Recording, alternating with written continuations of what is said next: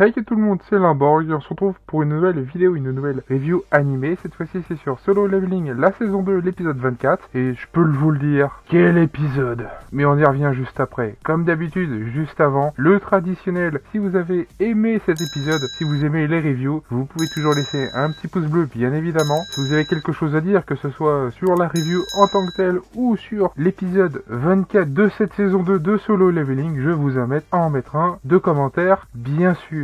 Votre avis sur l'épisode, en l'occurrence, m'intéresse. Vous allez avoir le mien juste après aussi. Pour celles et ceux qui ne sont toujours pas abonnés à la chaîne, je vous conseille fortement de vous abonner à la chaîne, bien évidemment, en mettant la cloche sur tout pour ne manquer aucune vidéo, et d'aller voir également la description, tout y est, mon serveur Discord, mes réseaux sociaux, TikTok et la chaîne principale de gaming, avec Assassin's Creed Shadows qui va commencer au milieu de semaine, un petit épisode d'Astro's Playroom, parce que j'en ai envie, que une mise à jour qui est sortie, voilà, par exemple. Tout ceci étant dit, normalement la review ne devrait pas être trop longue, étant donné que c'était surtout du combat. Donc sur ce, sans plus tarder, passons directement à la review. Ce début d'épisode commence comme ça s'est terminé. Les ombres de Sung Jin-ho sont apparues, qui commencent à combattre les différentes fourmis qui arrivent, et ils sont tous là en mode, mais que sont ces soldats noirs? Qui sont-ils? Et qu'est-ce qu'ils foutent ici? Bon, toi, t'es derrière ton écran, t'es en train de te frotter les mains,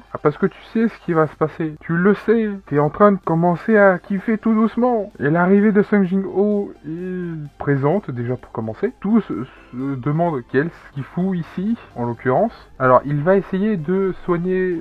Cha ne peut pas soigner les potions, les remèdes, appelez ça comme vous voulez, mais ce qu'il a, les potions qu'il a, que ce soit les potions de soins qu'il a ou l'élixir, ne fonctionnent pas. La potion en l'occurrence est trop faible, ou tout du moins l'état de Cha est trop grave pour que le soin fonctionne. Quant à l'élixir, c'est pas le bon remède pour la simple et bonne raison que par rapport à ce que elle a, ça ne va pas.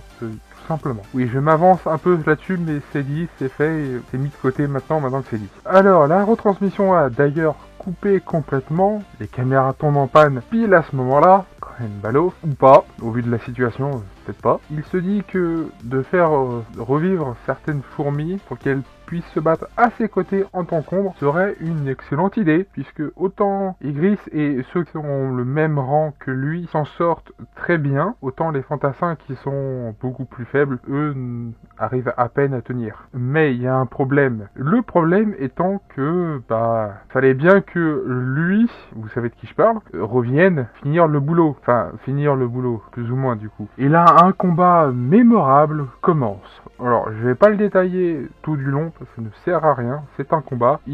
Alors la fourmi, le roi fourmi, je vais l'appeler comme ça pour que ce soit plus simple. Je dis qu'à chaque fois qu'il le frappe, ça y est, c'est fini, il est trop faible, il se relève à chaque fois, le poison ne fonctionne pas, il a essayé et ça n'a pas marché. Et à chaque fois que lui reçoit un coup, il a de plus en plus mal et Sung Jin-ho arrive à tenir sa cadence. Et au bout d'un moment, ça va pas, quoi. C'est pas simple pour lui de tenir, au point même où il va finir par se dire qu'il doit s'enfuir. Oui, il a peur de Sung Jin-ho. Mais avant d'en arriver là, puisque au bout d'un moment, les deux s'impatientent, ils en ont un peu marre, parce que c'est force contre force, sauf que si tu prends une force égale avec une autre, si tu prends une force A qui a, sans mauvais jeu de mots, la même force, ça va jamais aller très loin. Plutôt, ça va durer dans le temps et c'est tout ce que ça va faire en fait. Là, c'est pareil, ça dure dans le temps. Les deux s'impatientent à cause de ça. Le seul hic, c'est que autant le roi fourmi n'a pas une certaine Cha à sauver juste après, contrairement à Sung Jin-ho qui doit absolument la sauver juste après. Parce que oui, si lui s'impatiente, c'est à cause de ça. S'il ne fait pas en sorte de la sauver, elle meurt. Point. Et étant donné qu'il ne peut, lui, en tant que tel, rien faire, à part attendre qu'elle meure et à la rigueur la faire réanimer en quelque sorte grâce à son ombre, chose que j'aurais bien aimé voir son ombre à quoi il pourrait ressembler, mais c'est un détail, j'imagine. Oui, je me pose sérieusement cette question, mais je préfère la voir vivante que morte. Finalement, c'est peut-être mieux comme ça. Et effectivement,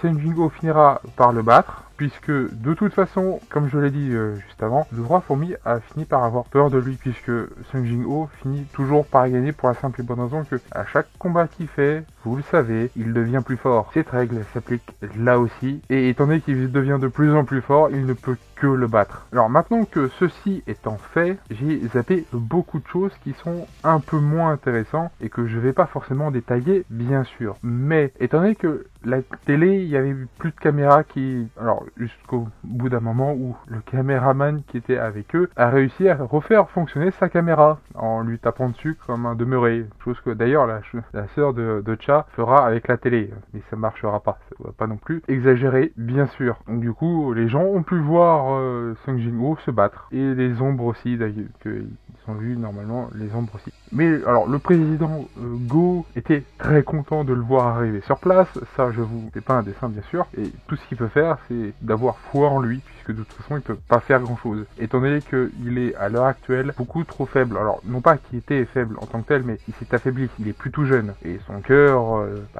il a le cœur d'une personne âgée. Donc, étant donné qu'il a plus 20 ans, forcément, le corps suit aussi. Et forcément, ça aide pas. Même s'il voudrait être sur place pour combattre. Les Japonais ont essayé, encore une fois, de leur mettre à l'envers, en se barrant pour pouvoir revenir et abattre tous ceux qui restent. Bon, sauf que ça va pas se passer comme ça. Il y en a un qui essaye de les prévenir, qui est en train littéralement de se chier dessus. Enfin, pas littéralement, mais il a vraiment peur, vous avez compris. Donc oui, il leur dit plusieurs fois que non, ça ne sert à rien d'essayer de tester sa force contre lui. Tout ce qu'ils vont réussir à faire, c'est de mourir. Bon, alors, je n'ai pas précisé une chose, mais sur 10 chasseurs envoyés, il y en a 7 qui sont morts. Oui, ça fait 3 survivants. C'est ce qui s'appelle un échec critique. Ça aurait pu être pire, les 10, mais à 3 près, on n'y est pas. Sa sœur verra d'ailleurs Sung Jin-ho à la télé, puisque elle le verra, elle verra donc son frère sur l'île de Jeju. Elle pètera une durite à ce moment-là d'ailleurs. Ce n'est pas la seule, puisque tous ceux qui sont sur les différents navires sont autour de l'île,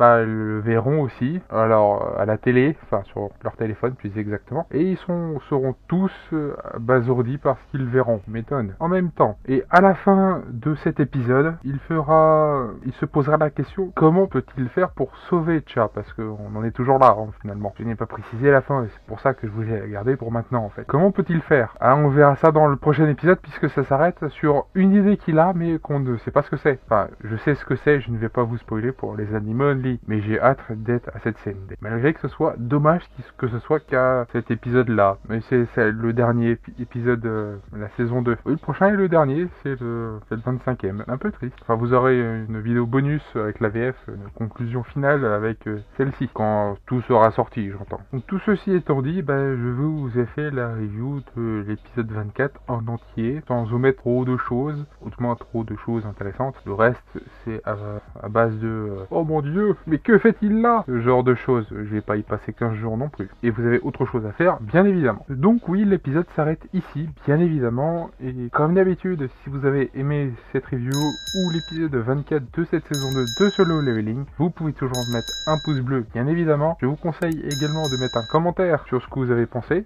Moi, ça m'intéresse de savoir ce que vous en avez pensé de cet épisode 24, que ce soit de l'épisode ou de la review, bien évidemment. Je vous conseille également de vous abonner à la chaîne si c'est pas encore fait, en mettant la cloche sur toute pour ne manquer aucune vidéo. Moi, ça me soutient et le reste aussi.